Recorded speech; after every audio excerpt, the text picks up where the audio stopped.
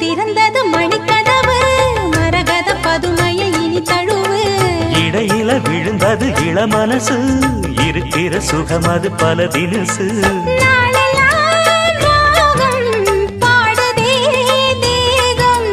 வாழ்வெல்லாம் யோகம் வாழ்த்துதே யாவும் விதவிதமா விருந்து வச்சு விழி வழியே மருந்து வச்சு விரத்தோட அதில் பல சுகம் வரும் பொழுதாச்சு காட்டுக்குயில் பாட்டு சொல்ல வீட்டு கிளி கேட்டு கொள்ள ஒட்டி வந்த தாளமே கொட்டும் கெட்டி மேளமே